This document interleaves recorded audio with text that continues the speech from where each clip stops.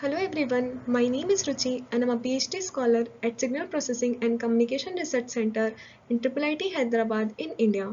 In this video, I'll be presenting the paper titled Experimental Validation of Wideband SBL Models for DOA Estimation. I have done this work under the supervision of Professor Santosh Nannuru and Professor Peter from Noise Lab UCSD. The ability to focus on the desired sound source within a noisy environment is a challenging task and has many applications such as smart homes, robots, drones, etc. The figure shown in the left is of two moving sources whose directional information is changing over time. In source localization problem, we estimate the directional information of static or moving sources. The challenges include interference from other sources, changing number of active sources over time, and additive noise. In this work, we focus on acoustic sources, but the discussed methods are also applicable for different data modalities such as radio frequencies for channel estimation. In acoustic source localization, the aim is to find the direction of arrivals or DOAs. Let us consider an n-element uniform linear array where the spacing between two sensors is d. Under the far field assumption, the wavefronts coming from sources are considered as plane wave. The direction from which the propagating vector is impinging on the microphone array is known as the direction of arrival. Let there be k sources, then the signal model is given by y is equals to ax plus n. Here y is the received signal, a is the steering vector matrix whose columns are steering vectors corresponding to the k directions, x denotes amplitude of source, and n is the additive noise. When we have multiple measurement vectors, we can also write MMV model as equation 2.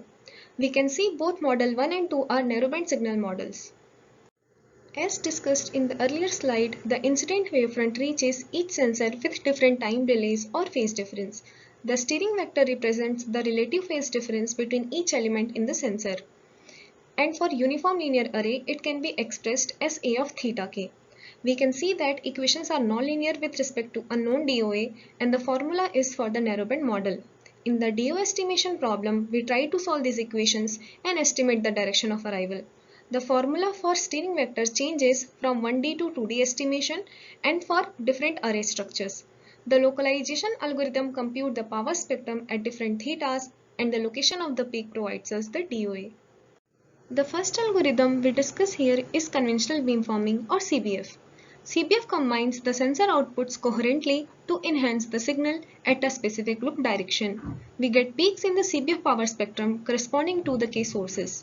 CBF is robust to noise and can be used even with single snapshot data, but it suffers from low resolution and the presence of side lobes. Multiple signal classification or MUSIC is a subspace-based method where we apply eigenvalue decomposition on the sample covariance matrix. We sort the eigenvectors in the descending order of the eigenvalues. The first k eigenvectors correspond to the signal subspace and the remaining n-k eigenvectors correspond to the noise subspace. When the steering vector corresponding to the true DOA is orthogonal to the noise subspace, we get a peak in the power spectrum. MUSIC overcomes the resolution limit of CBF by exploiting signal information given by the sample covariance matrix. However, the performance of MUSIC degrades with fewer snapshots. Here we formulate the DOA estimation problem as sparse recovery problem. The sparsity is obtained in terms of few active sources among all candidate DOAs on a predefined grid. The angular space from -90° to 90° is discretized into m angles with 1 degree resolution. So we will have total m equals to 180 points on azimuth grid. The signal model is given as y equals to ax plus n, where y is the received signal, a is sensing or dictionary matrix whose columns are steering vectors for m different angles, x is the source amplitude. As m is greater than n, the given system is underdetermined system and it will have infinite solution. If we enforce sparsity on x, then we can solve the system using compressive sensing based algorithms. We consider x to be k sparse where k is much lesser than m. That is, out of m grid points, only k angles are true DOAs. This modeling can be easily extended to 2D angle azimuth and elevation. It is evident from the literature that CS-based algorithms work well with fewer measurements and provide higher resolution compared to the conventional methods. In this slide, we will discuss Sparse Bayesian learning, which is a compressive sensing algorithm that uses Bayesian inference to solve the sparse problem. Unlike other CS algorithms, SBL automatically selects sparsity. SBL can incorporate additional prior information if available and easy to extend for MMV model or wideband models. The unknown vector x is treated as a random vector and parameterized by hyperparameter gamma. For the signal model y is equals to ax plus n, the prior is assumed to be the Gaussian with zero mean and diagonal covariance as gamma.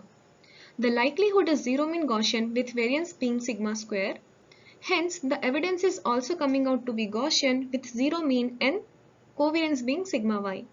For estimating the hyperparameters, the evidence is maximized. As the unknown vector x is parameterized by gamma, the sparsity of x is controlled by gamma. Finding DOA is equivalent to finding the gamma. Based on various assumptions on gamma across different frequencies, in this paper we developed three signal model 1, 2, 3 as flat spectrum, colored spectrum and restricted colored spectrum, which we will discuss in the next slide. In this work, we have considered three wideband signal models. For model 1, the variance of source amplitude is constant across frequencies and hence we get a flat spectrum. For model 2, we assume the source variance is changing across frequencies and hence we get a colored spectrum. Model 1 discussed is too restrictive as practical source rarely have flat spectrum. Though model 2 is very general, it does not impose sparsity constraint across frequencies.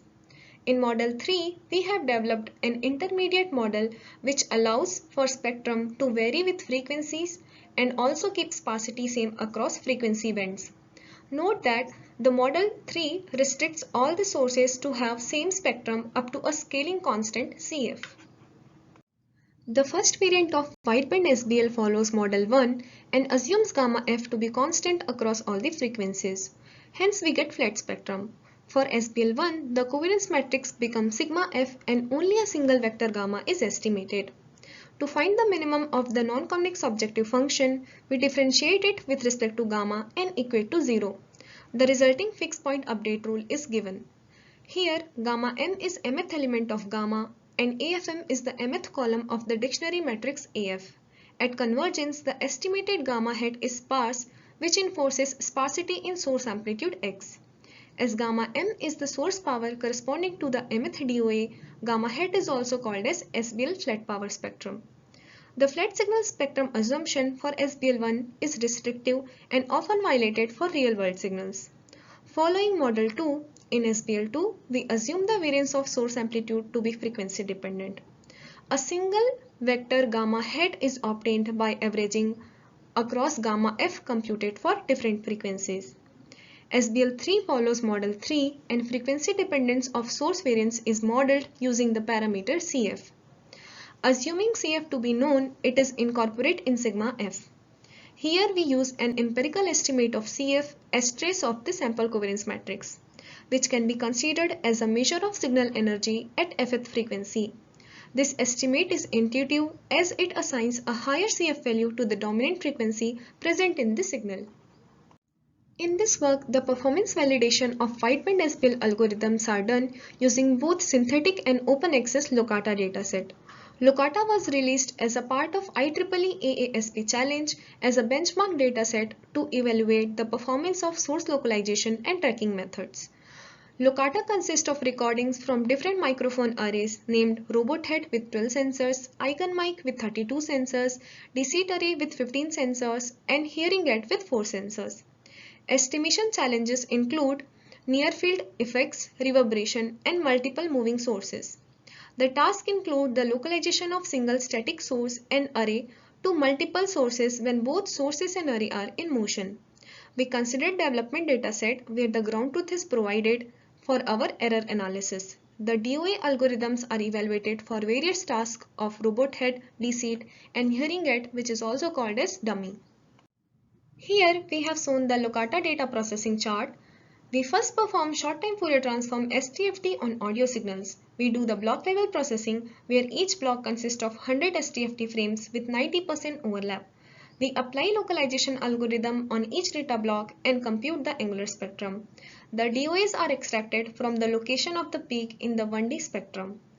Once the DOA is estimated, further error analysis is done using the available ground truth. The error is considered only when voice activity detector VAD is on, that is, if voice is present. For wideband processing using CBF and music, an average across narrowband spectrum is performed. The wideband SBL algorithms process multiple frequencies in coherent manner. To compare the wideband SBL algorithms, the RMS is computed over 500 Monte Carlo simulation for different number of snapshots ranging from 1 to 100. From the figure, we can see that for all three models, the RMSE for SBL2 is always higher than SBL1 and SBL3. The performance of SBL1 and SBL3 are similar for model 1, whereas SBL3 performs better than SBL1 for model 2 and 3 for lower values of snapshots. The figure shows the DOA estimates for task 5 recording 2 of hearing aid. Task 5 consists of recording from a moving source when both source and array are in motion. The shaded region represents the active voice period. We can see that for SBL3 the estimates are closer to the ground truth. In this slide, we have shown the spectrums using simulated data with 100 snapshot for two sources located at 1 and 12.5 degree at 15 dB SNR. Clearly, we can see that CBF has poor resolution as only one peak is obtained for all the models. SBL1 and SBL3 localize both the sources and the spectrum is sparse. Music and SBL2 also localize both the sources, but they have relatively less sharp peaks. In this slide, the plot shows the spectrum obtained from different blocks in task 4 recording 1 using DC array. The selected blocks are representative of most of the recordings. CBF and music show poor performance compared to SBL1 and SBL3, which localize both sources in 2 out of 3 blocks. Multiple false peaks produced by SBL2 are visible. SBL3 shows superior performance compared to other algorithms. This shows that for real-world signals, SBL3 is more effective. This is supported by RMSE and probability of detection as discussed in next few slides. The table reports the computed RMSE for various tasks for dummy, DC'd, and robot head arrays. The highlighted values show the best performance among all the localization algorithms. We can see that for most of the tasks, RMSE is lowest for SBL3. In this work, we also report probability of detection or PD computed for various localization methods. A source is said to be misdetected if the estimated DOA is more than 30 degrees away from the true DOA. We can see that SBL3 has highest PD for most of the tasks. In this paper, we analyze 3 wideband signal models and derive wideband SBL update rules for each of them, with a different assumption on gamma. The experimental validation of the localization algorithm is done using both synthetic and experimental LOCATA. Simulation results show that SBL3 performs best across all the signal models. SBL2 gives higher error due to the multiple false peaks. For hearing aid, SBL3 works best for LOCATA processing. For deceit and robot head, SBL1 and SBL3 show similar performance, for example, task 4 and 6.